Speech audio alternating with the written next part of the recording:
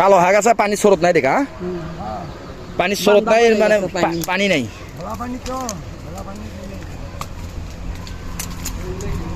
পাত ধোয়া বন্ধ, পাত ধোন দেখি কি প্রক্রিয়ায় পাত ধোয়া হচ্ছে, পাত ধোয়া প্রক্রিয়াগুলো আমরা দেখাই।